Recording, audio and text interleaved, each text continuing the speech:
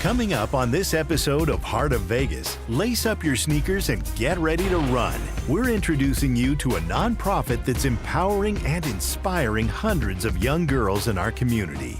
Then we're taking you out to the ball game. Get to know the Las Vegas 51's minor league baseball team as they celebrate their 35th season and the distinction of being the longest running professional sports franchise in the city. Plus, this nonprofit is helping blind adults realize that losing their sight doesn't mean they have to lose hope. And finally, we're sitting down with community activist Poonam Mather, the founding board chair of our local 3 Square Food Bank. Stay tuned. That's all coming up on this episode of Heart of Vegas on Your View Las Vegas.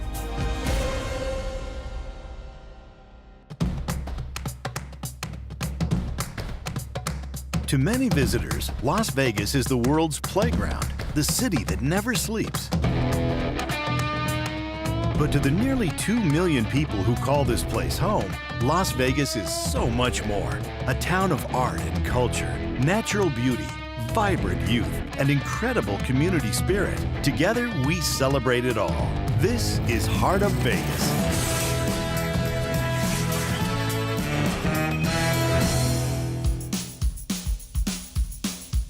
There's a movement running across the nation. A movement of young girls with bright outfits, bright smiles, and bright futures. And it's all thanks to the nonprofit organization Girls on the Run, whose mission is to inspire girls to be joyful, healthy, and confident using a fun program that creatively integrates running. We brought this here about 5 years ago because we knew that Las Vegas and Clark County really needed a program like this because it takes 3rd through 8th grade girls and it develops them, the whole girl, their spirit, their health, their wellness, their minds, their souls. And it's really important to show a girl that if you work hard for 10 weeks like they do and you set goals like running a 5K, you can do it. In the months leading up to the 5K, the groups of girls meet with their coaches to prepare physically and mentally. Our coaches are rock stars. They are the true glue of Girls on the Run. We have over 150 of them right now, and most of our coaches are teachers or parents or just community folks who want to give back to the community. So they will literally spend twice a week for 90 minutes each session training the girls, getting ready for the 5K, delivering the curriculum that we provide for them. And we do lessons on how to be a better person, a better teammate, how to have empathy for other people, how to be a good community member. So it is really connecting with these girls and helping them find out how amazing they really are and that they can accomplish anything they put their mind to. So these girls have been working super hard for 10 weeks straight and building up that confidence and self-esteem to run the 5K today. So we learned about a lot of cool lessons, life lessons from bullying, how to stand up for yourself, how to think positive, and star power. So a lot of awesome things they're going to think about and use during the race today to get them through it. Have you all got your sparkle on this morning? Are you ready to run that 5K and crush it? We've been learning how to keep self-positivity and stuff and don't let anybody bring you down. You've been working toward this the whole time for this thing, so it's really exciting to know that, oh wow, I worked up to this and now I'm doing this now. So a lot of them think a 5K, it's so far, I can never do that, you know, and I'm the PE teacher, so I'm always trying to push them and stay healthy and active, and them coming out here and seeing all of this and all these other girls doing it too, it just gives them that confidence. If something's hard, I can push through it. I can do it. By the time the race begins, the girls are definitely ready for the challenge. And as an added push to help them succeed, each girl has a running buddy. Sometimes the running buddy gets left behind because that girl is so inspired she just runs. Other times that buddy really needs to kind of motivate and say, you can do it. You've trained for this. It's your time. This is your day. And that's what the running buddy does. Many of the running buddies are volunteers, but for some of the girls, the buddy running with them is a family member. The parents actually get a guide that they follow along in our curriculum the minute that girl starts up with us so that they can also train for the 5K and follow all the lessons that she's learning and as she's being empowered. So those folks are ready to run. They have actually done their own training and they have come out here today, whether it's mom or dad or aunt. We had some grandpas running today. It's really a community and a collective effort in trying to get that girl to the starting line and then help her cross the finish. No matter how long it takes them to make it to the finish line, every girl who crosses earns herself a medal and a huge boost of self-esteem. I feel so proud after finishing that. It was really exciting. It was kind of like a rush. I felt like I wanted to give up, but my friends, Angel and Lashari, and our partner, Miss Lloyd, she really helped us want to go faster. And we finished the race all together, and it was really fun. It makes me feel proud of myself because it encourages you to run a lot faster. So if you ever doubt yourself, you can always just ask your friends and girls to run, and they'll encourage you to be better. You can do anything you want to as long as you think about it and believe you can. The Las Vegas chapter of Girls on the Run started out with just 8 girls participating. Now in its 5th year, they're planning 2 races a year, impacting hundreds of young girls and envisioning a world where every girl knows her limitless potential and is free to boldly pursue her dreams. You look out on the sea of community and this amazing, collection of families and partners and sponsors and volunteers, and it's amazing because it is truly a movement. Girls on the Run isn't just for running. It's not just about leadership skills and empowerment. It's a movement, and it's showing families how strong their girls are. I want to keep running. It just makes me feel alive. Girls on the Run Las Vegas is part of Heart of Vegas because we have big heart, and we want to share it with all 3rd through 8th grade girls. Girls on the Run is so much fun!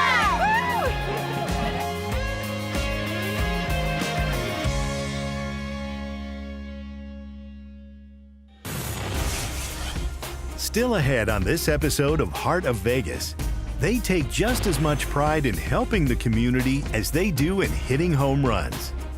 Find out how our local baseball team has stayed committed to giving back for 35 years.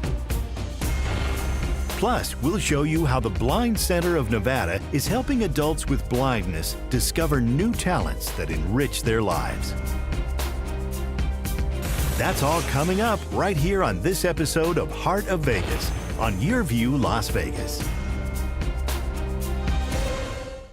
Findlay Automotive Group is proud to support local charities for the 3rd year with Findlay Community Spotlight. This month we shine a light on Goody Two Shoes Foundation. They work directly with Clark County schools to outfit thousands of needy students each year with new socks and shoes. The Goody Two Shoes mobile unit experience boosts students' confidence and immediately eliminates one of the most visible signs of poverty. For more information, speak FCS into your Cox Contour remote, tune to channel 1861, or visit FindlaySpotlight.com. This is my Contour, and it's reshaping TV to perfectly match me. It puts everything I like up front and recommends new things. I love. So I search less and discover more. From the perfect show for me now to the perfect show whenever. It's all my favorites and everything I'm into. This isn't one size fits all. Contour is TV. Just for me. Introducing Contour, only from Cox. Now back to Heart of Vegas on Your View Las Vegas. From the patriotic melodies that drift across the field to the classic phrases that ring through the stands. Here!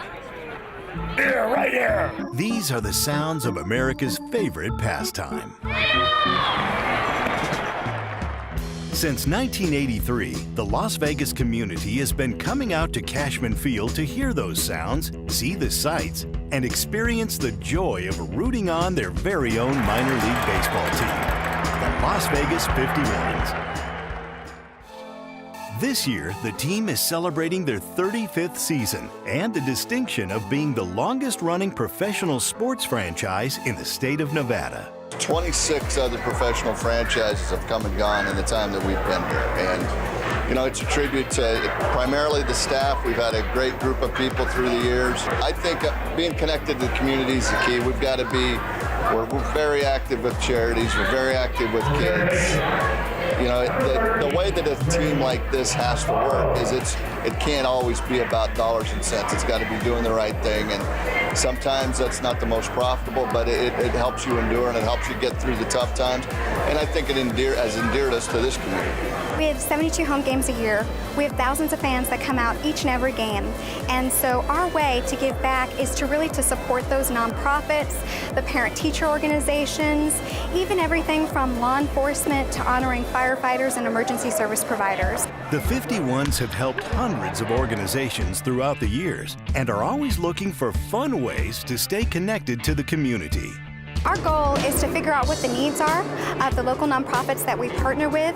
Sometimes it could be fundraising, sometimes it could be awareness, sometimes it could be volunteer appreciation or donor recognition. And we bring what we have here at the ballpark, everything from having a concourse table to throwing out a ceremonial first pitch, fundraising through the sale of tickets, and when we're lucky enough, we'll touch onto the heartstrings of those in attendance and actually make a difference. Let's hear it for Special Olympics and our law enforcement personnel. In 35 years, this franchise has had 2 different names, a dozen different Major League team affiliations, and many loyal fans who have been there through it all. I've been a season ticket holder for 33 years, and I just love the atmosphere. I love baseball. It's the best game ever. We've made a lot of good friends here. I have lifelong friends now, people I'll know forever that we met here. It means the world to us. Our fans are our bread and butter. What they want, what they look for, even to have them come out when the team's not doing so well, their support means everything, and it really keeps our lights on. So you get to see them grow, you get to celebrate birthdays, anniversaries, you get to see them for parties, and for the most part, they become your ballpark family because you spend so much time here. We're very lucky. I think that it's baseball is the foundational part of it because the game is special. It really connects with a lot of different people from a lot of different walks of life. And again, we just try to put on a good show. It's clean, it's safe. The ballpark's old. It's better days are probably behind it, but that doesn't take away from the effort we put into it. And that's really the whole key is that we're very diligent and very committed to doing it right. It's a lot of fun. It's almost like watching Major League Baseball, and it's relatively inexpensive. And I don't have the family with me tonight, but a lot of times it's great to bring the family. It just keeps family together. We have young adults as kids now, but we've been taking them since they were, toddlers. It's the only sport that you can really bring a whole family to. And it's affordable. Yeah, and it's affordable. They put on a class product, obviously, that's what it is. And we have a lot of fun coming out here. It's just, it's a great way to spend the evening. And, this teaches these guys what baseball is all about. And when you can do that in an environment like this with a great team, it's all worth it. This is my 34th season, so I've only missed one of our 35 years. I played baseball in college, and I decided if I couldn't play it for a living, I needed to be around it. So figured out a way, lucked out into a great situation here, and the organization's evolved through that period of time, and it's just been a great situation for me. I've had chances to go other places, chances to go to the major leagues, but it's a very special community, special place to me. It's been a great run.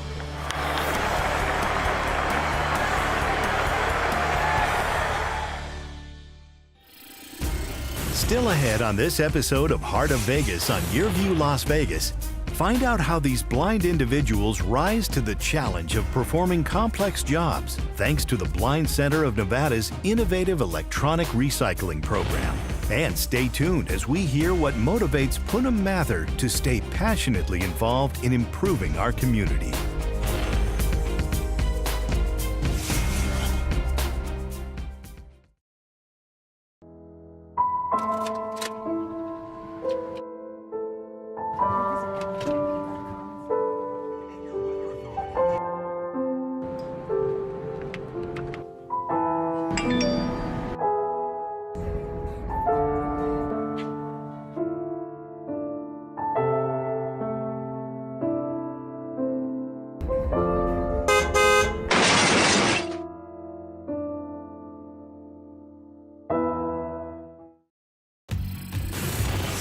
Welcome back to Heart of Vegas.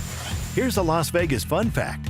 Did you know that the first public school opened in Las Vegas in 1923, and the building still stands today?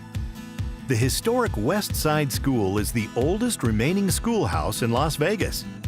The school closed in the 1960s, but the building is still used for other purposes. Now back to Heart of Vegas on YurView Las Vegas. Imagine living a normal life, and then either slowly or all of a sudden, your world goes dark. This is the traumatic and scary reality for adults who develop blindness from illness or an accident. Since 1960, the Blind Center of Nevada has been a safe place in the community for these individuals to come and learn a new way of living. Well, when they first come through that door, and that's sometimes the toughest part of the whole thing, is walking through that door the first time and kind of admitting to the world, okay, I guess I really am blind.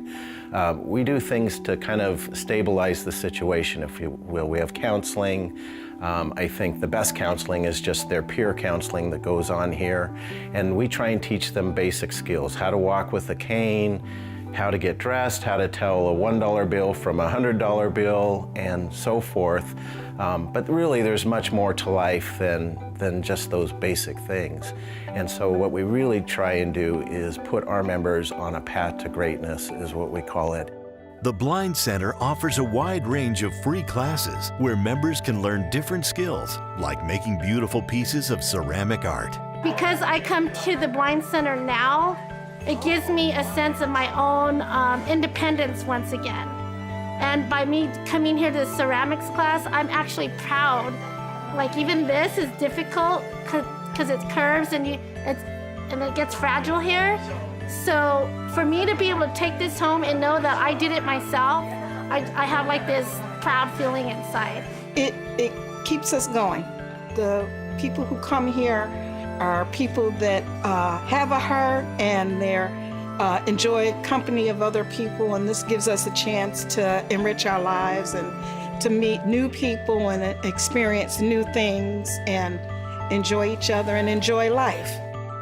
For many members of the Blind Center, these classes have helped them bring a renewed sense of purpose to their daily lives. I lost my leg about 4 or 5 years ago, and they had this word blind up in the hospital above my bed, and I felt like, okay, I'm on my deathbed.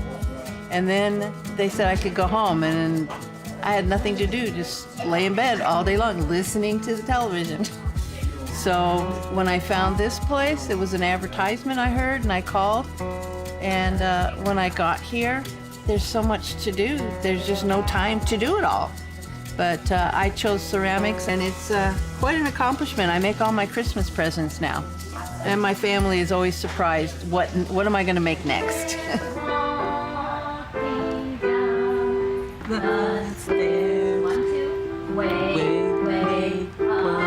Okay, good. All right. The Blind Center's music program is another great way for members to work on developing new talents that enrich their lives. Oh no, at 2 fingers. Remember, you got your 2 fingers like chopsticks? 1, 2, 3, 4. Music is my life. The teacher, it's a blessing because she teaches so many things, and I got involved in everything, in computers, in keyboards, in harp. I do weaving, I do ceramics. And then I belong to the choir that is called the Blind Allegiance.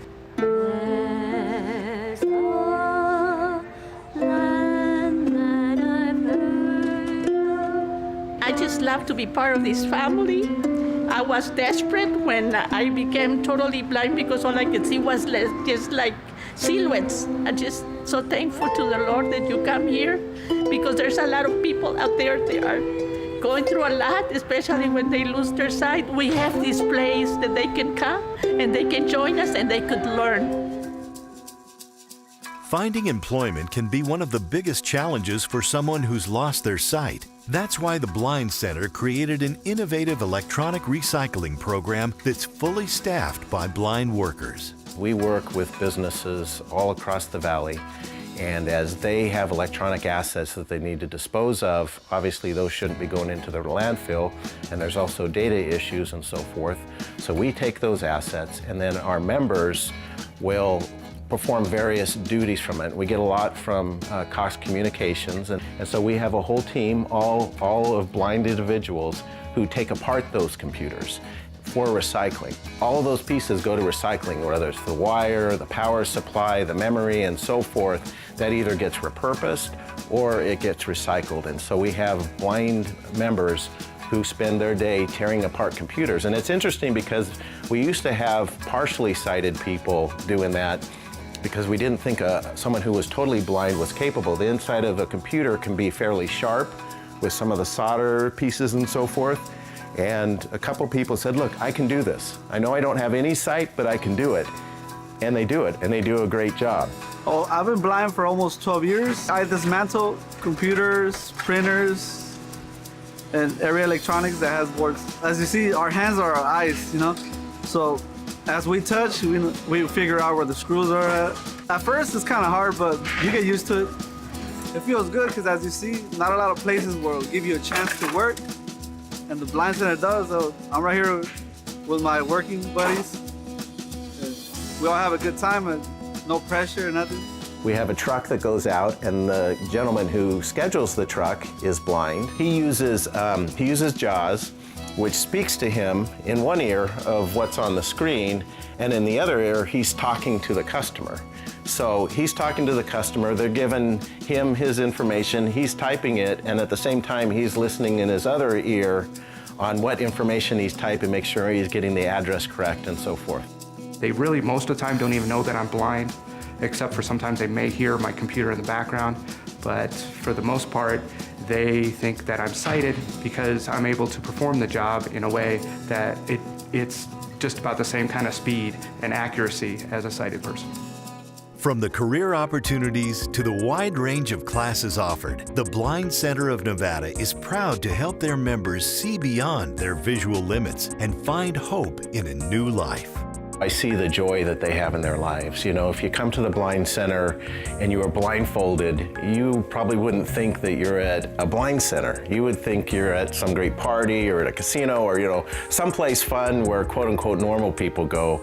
But you come here and there's just so much laughter and happiness, and it can't help but touch your heart every day. The Blind Center of Nevada is part of the Heart of Vegas because we help people who are blind pursue a path to greatness.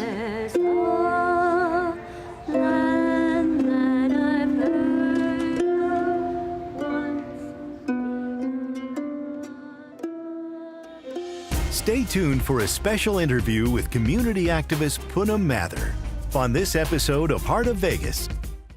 Findlay Automotive Group is proud to support local charities for the third year with Findlay Community Spotlight. This month we shine a light on Goody Two Shoes Foundation. They work directly with Clark County schools to outfit thousands of needy students each year with new socks and shoes. The Goody Two Shoes mobile unit experience boosts students' confidence and immediately eliminates one of the most visible signs of poverty.